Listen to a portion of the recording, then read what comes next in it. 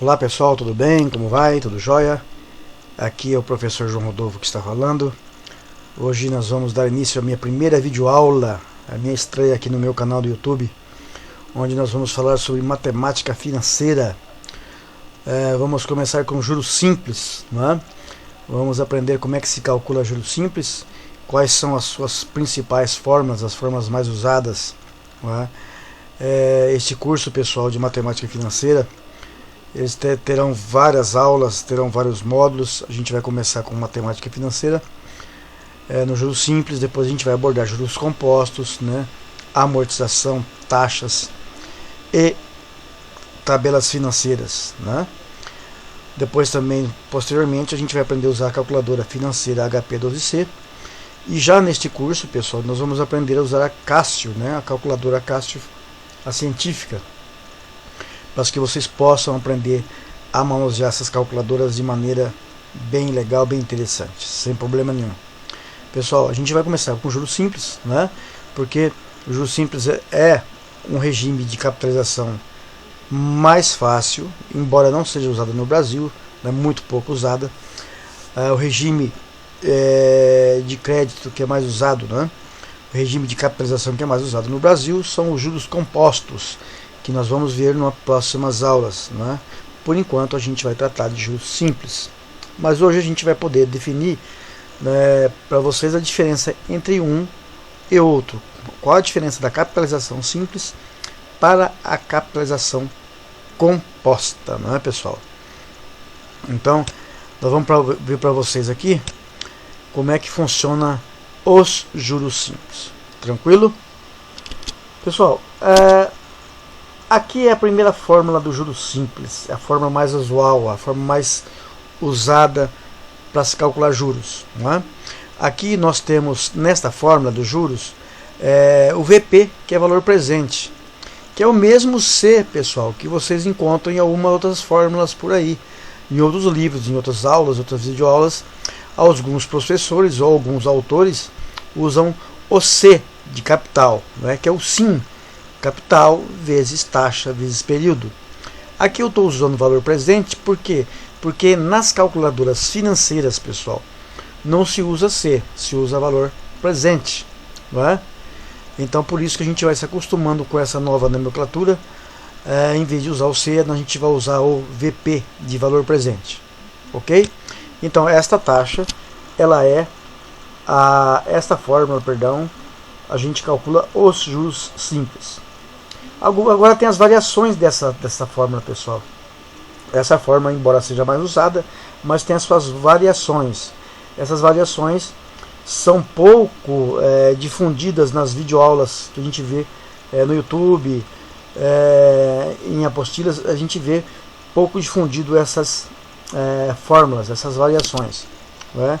São mais usadas nos livros de matemática financeira. Essa, pessoal, é a fórmula do valor futuro, né? O valor futuro é o montante, é quanto que eu vou pagar a uma determinada taxa e a um determinado período, né? Se eu pegar um valor X hoje, quanto eu vou pagar num valor futuro a uma certa taxa, né? Então essa aqui é uma variação da fórmula dos juros, mas para conhecer o valor futuro, né? O valor futuro nada mais é que os juros mais valor presente, né? Aqui nós temos uma fórmula que já dá o valor futuro direto. Aqui também eu posso conhecer o valor futuro. Eu sabendo os juros, dá para identificar o valor futuro. Eu pego os juros e somo com o valor presente, eu vou ter o valor futuro. Ou se não, eu jogo nessa forma os dados e já sei o valor futuro já de cara. Esta é, pessoal, a forma do valor presente, não é? Dado o exercício, eu tenho o valor futuro, mas não tenho o valor presente. Então a minha incógnita é o valor presente, não o valor futuro. Aqui eu tenho o valor futuro, não tenho o valor presente. Então este cálculo do valor presente é feito através dessa fórmula, que é valor futuro que divide 1 mais taxa vezes N, né? Depois eu tenho uma outra variação, pessoal, do valor presente. Dado certo momento ou certo exercício, eu terei o valor futuro. Mas não, tem outros exercícios que eu vou ter juros apenas. Eu tenho os juros, mas não tenho o valor futuro. Eu, por exemplo, eu pago X de juros ao mês, não é? A uma certa taxa e a certo tempo. Qual é o valor presente que eu financiei, que eu captei, não é? Então, se eu tenho juros, a taxa e o período, eu consigo saber qual foi o valor captado no período zero, no presente, não é? Aqui eu tenho o valor futuro. Então eu tenho duas formas para saber o valor presente, pessoal. Uma quando eu tenho o valor futuro e a outra quando eu tenho os juros. Não tenho o valor futuro, mas tenho os juros. Depois eu tenho a fórmula para descobrir a taxa. Muitas vezes eu tenho os juros, tenho o valor presente e tenho o período, mas não tenho a taxa. A taxa não me é informada, não é? Então esta fórmula eu uso para achar a taxa de juros simples, correto? Que é juros dividido pelo valor presente multiplicado pelo período. Tranquilo, não é?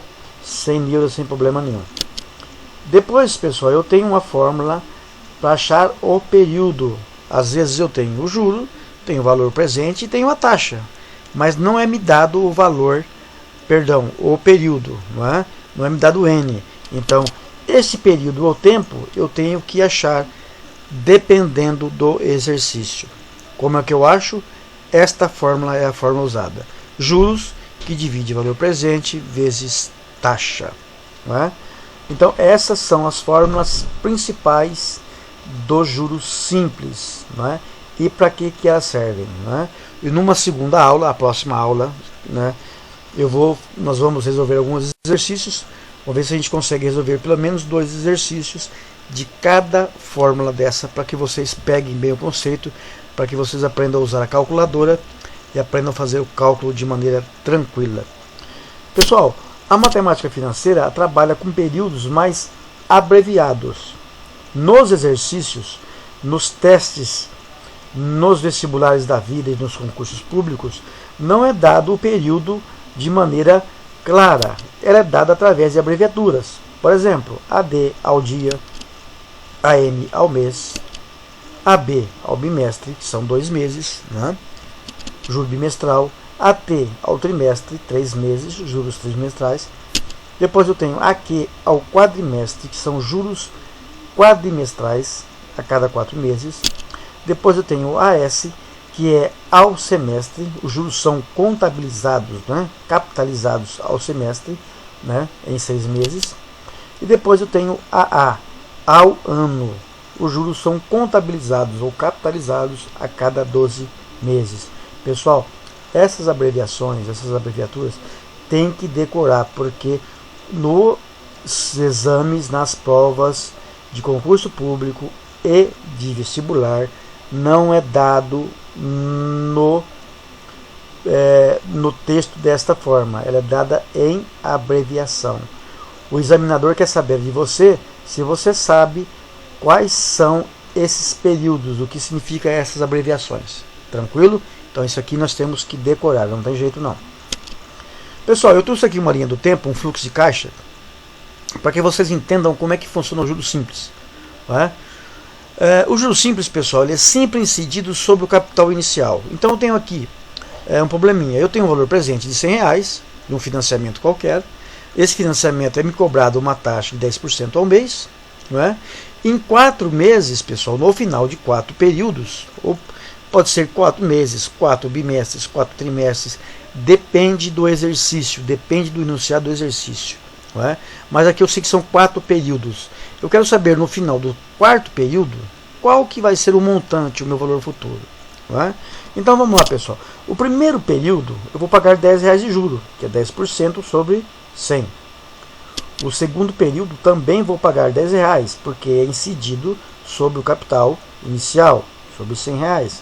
No terceiro período eu vou pagar R$10 de juros, que é incidido no primeiro período, período 0, não é? No capital inicial. E no último período vou pagar mais R$10 de juros, porque 10% está incidido sobre R$100. Notem que os juros são incididos no capital inicial, sempre no capital inicial. Né? Então, como que fica a minha dívida? No primeiro mês, ou primeiro período, né, eu vou passar a dever R$110. No segundo período, eu vou passar a dever R$120. No terceiro período, vou passar a dever R$130. No quarto período, vou passar a dever R$140. Ou seja, o montante da dívida no final de 4 períodos vai ser R$140. Correto? Então, o valor futuro, R$140. Aí é a fórmula, pessoal, que nós vimos anteriormente, a fórmula do valor futuro para juros simples. Né? Usando uma calculadora, né, a gente usando uma Cássio aqui, nós vamos poder ver se essa linha do tempo, esse fluxo de caixa, está correto. Né? Vamos lá ver aqui. Então vamos lá. Substituindo os valores da fórmula, eu tenho aqui R$100, que é o valor presente, que é o capital, né? R$100, que multiplica, abro parênteses, olha lá, abro parênteses, 1 mais a taxa, que é 10%, sempre lembrando que os 10% eu tenho que dividir por 100, não é? Para transformar ele em forma decimal e não nominal, não é? Como está aqui. Não posso usar 10% como está aqui, hein, pessoal? Eu tenho que dividir primeiro por 100, não pode esquecer disso, senão dá errado. Vezes o meu período, que é 4 meses. Fecho o parênteses e aperto o sinal de igual. Tá lá, R$140. Ou seja, o nosso fluxo de caixa está correto. Não é? Os juros simples, como o Jantes já falou, os juros são incididos sempre sobre o capital inicial. Aqui está a fórmula, não é? A qual nós substituímos pelos valores do exercício, do enunciado, né? Jogamos na calculadora financeira. Perdão, essa não é financeira, essa é a científica, né? A Cássio científica, e nós vimos que realmente, segundo a fórmula e segundo o nosso fluxo de caixa, a nossa calculadora confirmou que é de R$140 o valor futuro, o montante. Pessoal, vocês podem estar se perguntando, mas professor, nos cursos de nos concursos públicos e vestibulares não se pode usar calculadora. Realmente não pode. Não pode usar calculadora. Mas se vocês entendendo o conceito dos juros e a fórmula, basta saber fazer as operações básicas da matemática, né, pessoal? Multiplicação, divisão, subtração e adição, todo mundo sabe fazer, né, pessoal? Pelo amor de Deus, não é? Não tem problema para fazer uma conta dessa na mão, não é? Não precisa de calculadora. Nós estamos fazendo na calculadora para que a gente possa dar mais agilidade na nossa aula e para que vocês também possam aprender como é que se manuseia uma calculadora científica da Cássio para resolver juros simples. Não é? Agora vamos fazer uma comparação com juros compostos, pessoal. Não é? Vamos pensar o seguinte. Nos juros compostos, como é que vai funcionar a capitalização? No juro composto, pessoal, o primeiro período vai ser igual ao período do juro simples. Vai ser de R$10. Mas no segundo período, pessoal, o valor passa a ser de R$11 os juros que eu pago no segundo período. No terceiro período, serão os juros de R$12,10. E no quarto e último período, será um valor de R$13,31. Por que, pessoal, deu essa diferença dos valores do juro simples, onde todos os períodos os juros eram de R$10? Isso se deu pelo fato dos juros serem cobrados sobre o capital inicial. Nos juros compostos, os juros são incididos no saldo anterior. Não é? Qual que era o saldo anterior ao mês do segundo período? R$110. Então vai ser 10% de 110, que vai dar R$11. Somado com o saldo anterior, eu vou ter um saldo devedor de R$121 no segundo período. Tá? No terceiro período, pessoal, por que eu tenho R$12,10? Porque foi inserido sobre R$121, ou seja, sobre o montante anterior, não sobre o capital inicial, como é o juro simples. Os 10% está sendo cobrado sobre o saldo anterior. Né? Somado o saldo anterior com os juros do mês seguinte, eu tenho um total de R$133,10. E porém, no último período, pessoal, eu tenho 10% do saldo anterior, que foi de R$ 133,10. 10% deste valor dá R$ 13,31. No final do quarto período, o meu montante será de R$ 146,41. Tá? Notem que deu uma diferença razoável, né? Dá para se explicar, pessoal, por que no Brasil, né, ou em boa parte do mundo, os juros cobrados nos financiamentos, nas transações financeiras, são os juros compostos e não os juros simples, né? No juros simples nós vimos que deu R$ 140 o valor futuro, e aqui nos juros compostos nós vimos que o valor foi um pouco acima, foi de R$ 146,41, R$ 6,41 de diferença. Aqui está a fórmula dos juros compostos, né? Notem que o nosso N ele é elevado, né? Ele é potencializado, ele é um expoente, ele sai aqui do entre parênteses, né? E vai ser elevado a x potência, a n potência no caso. Né? Então, se a gente usar a nossa calculadora Cássio, né? A nossa calculadora científica, e jogarmos aqui os dados e substituir na fórmula, né? Aqui está a fórmula, nós vamos substituir esses valores de acordo com o que está na fórmula. Né? Então eu tenho lá que R$ 100 é o valor presente, né?